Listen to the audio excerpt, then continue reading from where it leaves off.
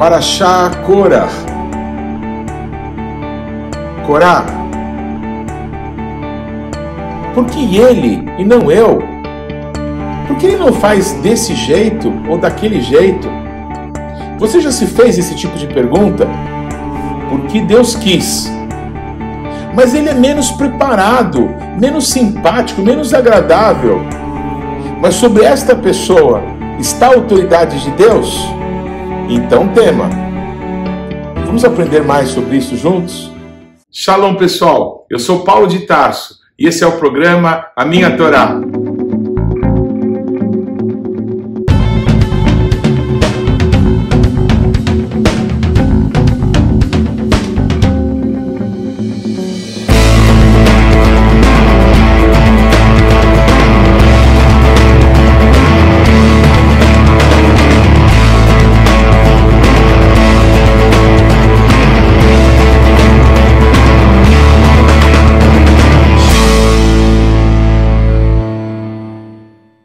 Por favor, gaste agora alguns segundos, interaja conosco, deixe aí o seu like, faça algum comentário, torne esse vídeo ainda mais relevante, compartilhe com os teus amigos. E se você não se inscreveu ainda, não deixe de se inscrever nesse canal. Clique aí no sininho para que você receba as nossas notificações. E vamos juntos mergulhar no conhecimento da Palavra de Deus. Shalom, pessoal, tudo bem? Essa é a Parashá Korah. Korah. Korah é o nome de uma pessoa, é o nome de um primo de Moisés, e de Arão, naturalmente, que se insurgiu contra a autoridade que Deus tinha colocado em Moisés como líder da nação e em Arão como sumo sacerdote de Israel. E isso não acabou bem, e nunca acaba bem. Quando alguém se levanta contra a autoridade, não se levanta contra a pessoa que está investida de autoridade, se levanta contra Deus, que deu a autoridade. Toda a autoridade procede de Deus. É o que diz a Brit Hadashah dessa semana que lemos em Romanos. Mas eu quero que a gente possa voltar um pouquinho e a gente possa analisar essa Parashá, que curiosamente tem o nome de uma pessoa. Algumas porções da Torá têm nome de pessoas, alguns que não eram inclusive do povo de Deus, do povo hebreu. E Korá, um homem que não é digno, uma pessoa que se levantou e teve um fim trágico, não é? Se levantou contra a autoridade de Deus e não acabou bem. Mas se eu pudesse dar um nome para essa Parashá, eu daria dois. E é curioso que, ao pensar nesses dois nomes, até engraçados, eu me lembrei muito dos meus pais, não é? De um ditado que minha mãe sempre dizia: filho, me diga com quem você anda que eu vou dizer quem você é. E uma outra coisa que me lembrou do meu pai é que meu pai costumava dizer: não, por que não? Então a pergunta é: por que ele não eu? Porque sim, porque eu quis, porque eu mando. Amém? Porque a autoridade pertence a Deus. E Deus, ele coloca em posição de destaque, em posição de autoridade quem ele quer. E é importante que a gente entenda que Deus nos fez para um propósito. E a gente não precisa querer ocupar o lugar dos outros, porque Deus tem um lugar para nós. E aquilo que Deus nos chamou para fazer, ele vai ser glorificado nisso e a gente vai ter alegria naquilo que ele nos chamou para fazer. Então, que cada um fique no seu quadrado e a gente possa juntos servirmos a Deus com alegria, reconhecendo os dons, os talentos, a capacidade que Deus tem dado a cada pessoa. Mas vamos voltar então para Parashá e vamos meditar um pouquinho sobre o que aconteceu. Bem, depois do juízo, né, que aconteceu contra Arão e contra Miriam, ficou muito claro que o nosso Deus fala com muitas pessoas. O nosso Deus, ele desejava derramar o Espírito Santo dele sobre toda a carne. E isso aconteceu depois de Pentecostes, a partir de Pentecostes. Mas o nosso Deus tem as pessoas certas para determinadas funções, para determinados tempos. Essa é a vontade de Deus, a soberania de Deus que precisamos compreender. Também houve um juízo de Deus quando Moisés advertiu para que aquelas pessoas confrontadas por Moisés de que não deveriam manter aquela posição de se rebelar contra Deus que estava dando a terra prometida, aquela incredulidade gerou morte, gerou destruição, não é? Aqueles príncipes de Israel que foram espiar a terra prometida e trouxeram um relato terrível, morreram da praga que se manifestou. Então essa série de juízos que o nosso Deus começou a derramar sobre o seu povo, por causa da incredulidade, por causa de tantos pecados dos quais eles não se arrependiam, fez com que pessoas como Corá, como Datã e como Abiram estivessem juntas e pudessem uma insuflar o coração das outras.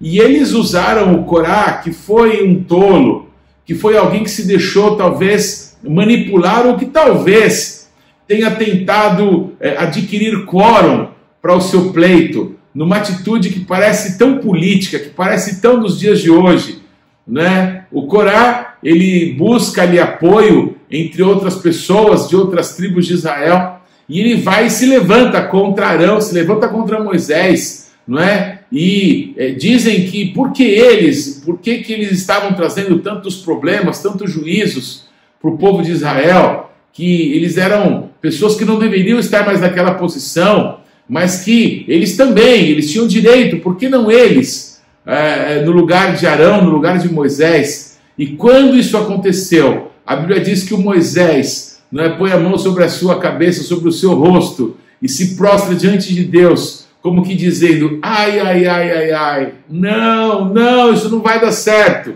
isso vai acabar mal. E foi o que aconteceu, acabou muito mal. Se não bastasse as palavras duras de Corá para Moisés, para Arão, ao momento em que o Arão chama todos eles para que no dia seguinte trouxessem os seus incensários, já quero falar sobre isso. Mas quando eles se apresentam, eles juntam ali como que uma turba, eles se juntam ali talvez para uma manifestação política, querendo o quê? Democracia? Será que é isso?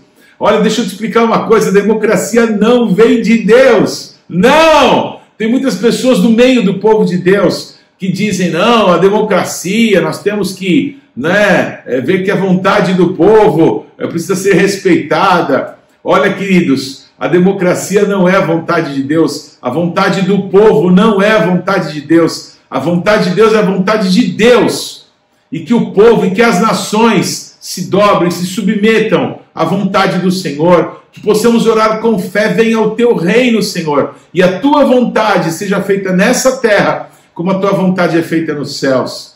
Não. O Corá e o povo que estava com ele, aquele grupo grande de pessoas, 250 homens, eles foram chamados por Moisés e se colocaram ali e começaram a contender contra Moisés e contra Arão, mas de repente, o Moisés, a autoridade, ele diz, basta, vocês passaram do limite, vocês foram muito além do que vocês poderiam.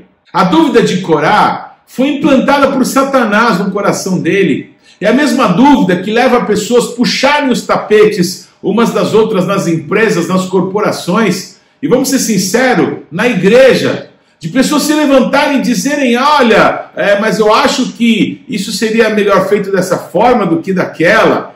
Por que essa pessoa age desse jeito? Se fosse eu, foram as palavras de Absalão contra o seu pai. Quando Absalão se colocava na porta da cidade e chamava as pessoas para dizerem, olha, se fosse eu, o rei, eu julgaria a tua causa dessa e dessa maneira, agradando as pessoas, trazendo as pessoas para o lado dele, se levantando, se insurgindo contra a autoridade.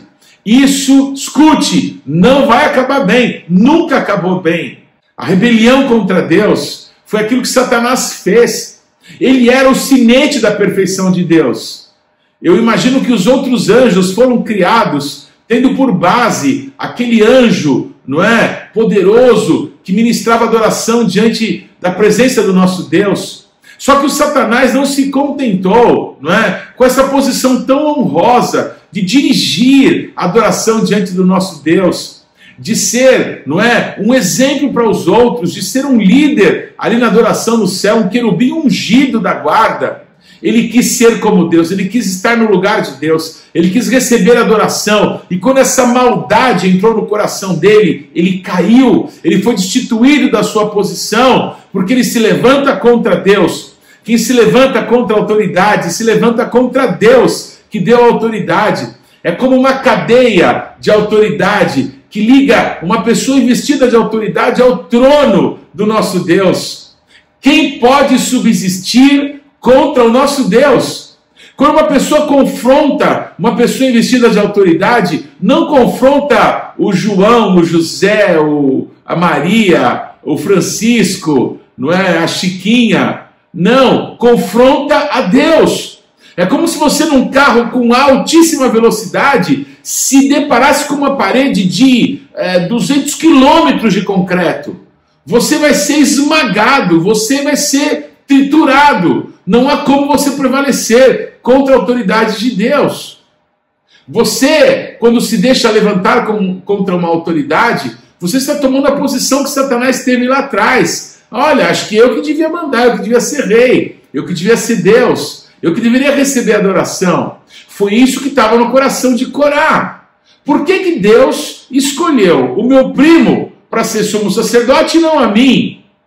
Ele é filho, ele é neto do mesmo pai. O Coate, de onde veio os coatitas, de onde veio a casa sacerdotal de Arão, ele era pai de Enrão e pai de Izar, eram irmãos. O Izar, ele era pai de Corá, enquanto Enrão, ele era pai de Moisés e de Arão. Então, era muito próximo, eles eram coatitas, eles eram das famílias dos levitas que cuidavam daquilo que era santíssimo, todos eles. Mas a casa de Arão e não a casa de Izar, Deus escolheu para que fosse a casa, a família dos sumos sacerdotes. A eleição de Deus fala da soberania, é Ele que manda. Ele tem um propósito, ele tem alvos para alcançar que nós, na nossa pequenez, não temos condição de medir, não temos condição de avaliar. Quem somos nós para julgar o oleiro? Nós somos o barro e ele nos faz para honra ou nos faz para desonra. Ele é o oleiro e nós somos o barro. E o barro não pode dizer para o oleiro, olha, me faça desse jeito ou daquele. O nosso Deus faz vasos para honra e faz também vasos para desonra. Ele é o Senhor. O propósito dele vai ser estabelecido para sempre.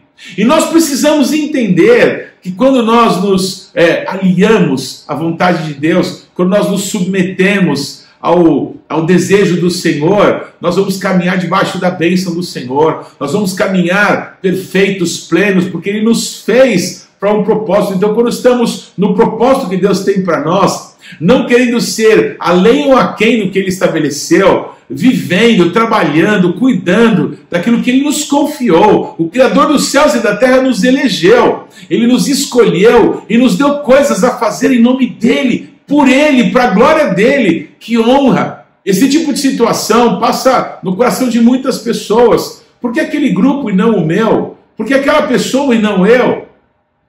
Por que, se você fosse pensar, por que Deus tinha que criar um povo para Ele? Por que o povo judeu? Por que o povo hebreu? Muitas pessoas pensam isso. Não, nós somos o Israel de Deus. Não! O Israel de Deus só existe um. É o povo de Israel. O que Deus chamou o povo judeu para viver, o nosso Deus chamou eles para viverem. O nosso Deus não te quis judeu. Não se queira parecer com um. Não se faça judeu. Seja grato a Deus pela eleição, pelo propósito que Ele estabeleceu para a tua vida. Se você é chamado como judeu, sirva a Deus como judeu. Se você é chamado por Deus para servi-lo como não judeu, sirva como não judeu. O comer e o não comer não importam. O ser judeu ou não judeu não importa. O que importa é que a vontade de Deus seja feita. O que importa é você se alinhar aos céus para manifestar os céus nessa terra. Ah, por que Deus não escolheu um povo dos que já tinha por aí? Por que Deus não pegou tal pessoa porque ela é tão culta, ela é tão douta, ela é tão gentil, ela é tão amável, não é? Por que aquela pessoa e não aquela outra, aquele grosso, não é? Aquela pessoa que tal é desorganizada ou tem tantos problemas. Por quê? Porque Deus quis? Sim, porque sim. Não, porque não. Limites. Limites é alguma coisa que o nosso Deus deu para nós que não é ruim. O nosso Deus não tem problemas com limites. Ele estabeleceu limites para tudo. O Moisés disse: Deus, eu quero entrar na terra prometida. E Deus falou: basta, para de me falar a respeito disso. O nosso Deus deu um limite desde Noé para que o homem não viva mais que 120 anos. Nós temos uma eternidade para viver com Deus. Mas aqui nessa terra, mas aqui nesse mundo, nós vamos viver no máximo 120 anos. E olha, quem chegar acima de 90 bem, hein? O nosso Deus, ele é soberano. E cabe a nós honrarmos o Senhor pela sua soberania. Essa situação, ela não para com a rebelião de Corá.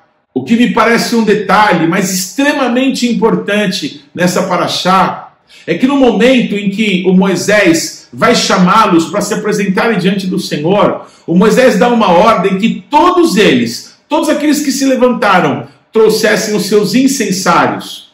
E quando se colocam diante de Deus, e Corá continua a se levantar contra Moisés, Moisés faz com que todo o povo saia de perto daqueles homens, saia de perto da família de Corá, de Datã e de Abiram, porque eles iam ser destruídos. Moisés, ele ainda invoca o nosso Deus, dizendo que se aquelas pessoas morressem de uma forma comum, então Moisés não era um homem de Deus. Mas se de alguma forma a terra abrisse a sua boca e eles fossem levados para o abismo, vivos, ficaria provado diante dos olhos de todos que Deus era com Moisés e que a autoridade de Deus estava sobre ele. Pois foi exatamente isso que aconteceu. As palavras que Moisés fala, o nosso Deus cumpre cabalmente. O nosso Deus honra a autoridade que ele coloca sobre Moisés. Moisés defende a autoridade que não é dele, é de Deus. E Deus honra as palavras de Moisés. Deus mostra que a autoridade estava mesmo sobre ele. E isso deve ter gerado um terror em todas as pessoas, como se não bastasse, fogo saiu do altar e consumiu os 250 homens que se levantaram para se insurgir contra Moisés e contra Arão, junto com aqueles perversos. Olha que interessante, do que falam os incensários, senão de adoração? Vamos, traga a sua adoração, vamos juntar a nossa adoração. Você acha que você deve ocupar aquela posição de autoridade? Então, junte toda a sua adoração, junte aí os adoradores e vamos adorar juntos.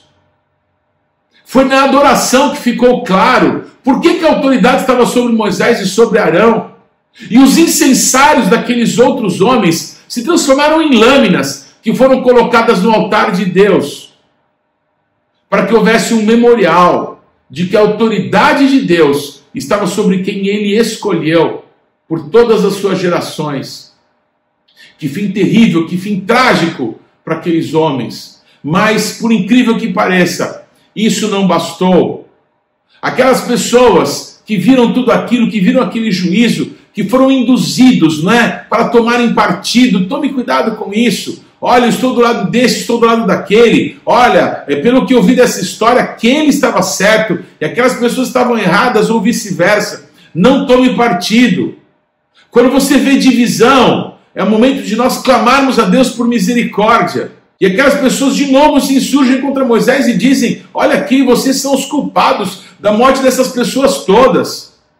Não, quem levou elas a juízo foi o próprio Deus. E o nosso Deus então dá uma ordem: que cada um dos príncipes de Israel trouxesse o seu cajado, trouxesse o seu bordão e apresentasse eles diante do Senhor.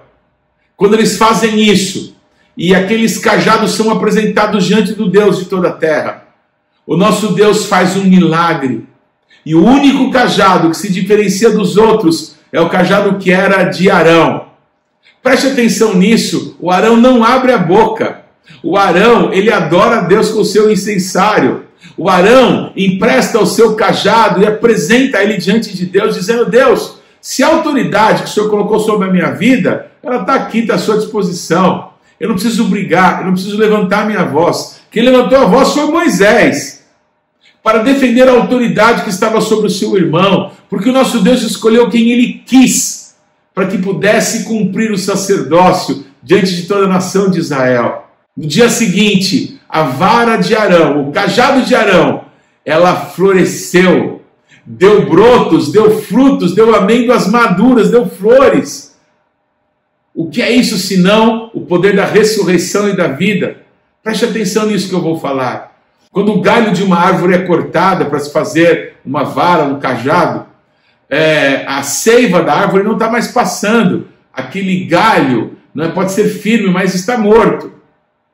E o cajado de Arão, que foi apresentado diante do nosso Deus, ele que estava morto, ressuscitou, voltou a frutificar. E o que não é isso senão a manifestação da ressurreição e a vida? Jesus disse: eu sou a ressurreição e a vida. Aquele que crer em mim, ainda que esteja morto, viverá. Pois o nosso Deus disse que o bordão, que a vara de Arão, deveria continuar ali na Arca da Aliança, diante da Arca do Testemunho, como um memorial, como um testemunho da autoridade que o nosso Deus colocou sobre quem ele desejou. Amém? E se você pensar que é o poder da ressurreição e da vida, a marca da autoridade de alguém que é chamado por Deus, você vai lembrar que todos os apóstolos do Cordeiro tinham como palavra de ordem terem visto Jesus ressurreto. Pois o nosso Deus não mudou. E não mudou também a maneira do nosso Deus levantar os seus. O nosso Deus se faz conhecido. O nosso Deus manifesta a autoridade dele para quem ele quer.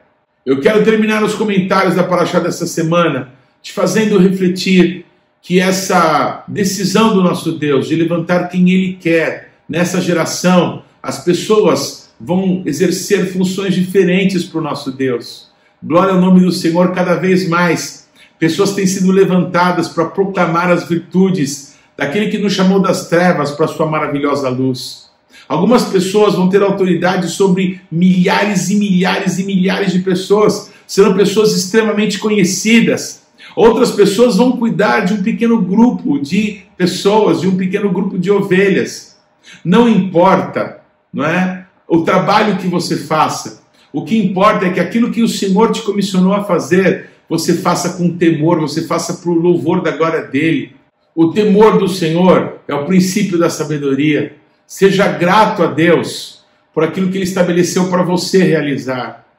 Não queira ir além, não fique aquém. Aquilo que o Senhor te der para fazer, faça com excelência, faça com todo o teu amor, faça mais do que você pode, mas não queira fazer aquilo que Deus deu para outros fazerem. Cumpra o teu chamado, glorifica a Deus naquilo que Deus estabeleceu sobre a tua vida. Não fique se comparando a outras pessoas, porque você invariavelmente vai se achar melhor do que outras ou vai se achar pior do que outras. Nós temos que olhar todos para Cristo, vê-lo na sua santidade, na sua glória, e percebemos o quanto nós dependemos dele, o quanto estamos longe ainda de ser como ele é, e que mesmo assim ele nos amou, mesmo assim ele nos chamou nessa geração para que possamos fazer o nome dele grande, para que possamos trabalhar na obra que é dele. Que honra que foi essa que Deus colocou sobre as nossas vidas. Vamos honrá-lo, vamos confiar, vamos depender dele.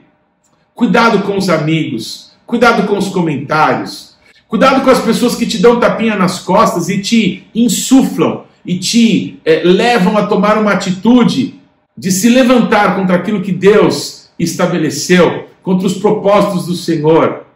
Que toda a influência de Satanás, da rebeldia, da manipulação, do controle, do domínio, saia de você e você possa alegremente servir a Deus junto com os teus irmãos, sabendo que a cada um Deus deu um nível de autoridade que precisa ser respeitada, não apenas porque temos que amar os irmãos, mas porque Deus os estabeleceu para exercerem nessa geração o seu chamado e a sua vontade.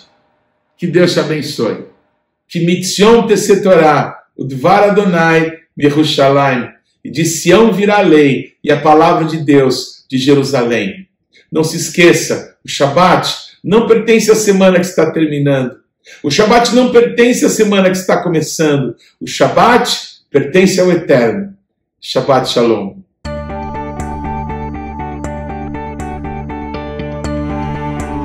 Não deixe de ler ou de ouvir os textos que foram citados na Parashá dessa semana.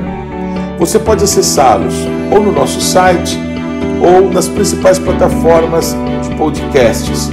O importante é que você, pessoalmente, mergulhe no conhecimento da Palavra de Deus. Você pode participar ativamente do programa Minha Torá, se inscrevendo no nosso canal, mandando perguntas, interagindo, compartilhando com seus amigos, porções que vão te edificar. Mas também você pode fazer parte disso, semeando financeiramente para que esse canal se desenvolva ainda mais. Então você pode usar os nossos dados bancários para que você possa fazer contribuições para que a palavra de Deus possa alcançar muitas outras pessoas. Vamos fazer isso juntos e que Deus te abençoe.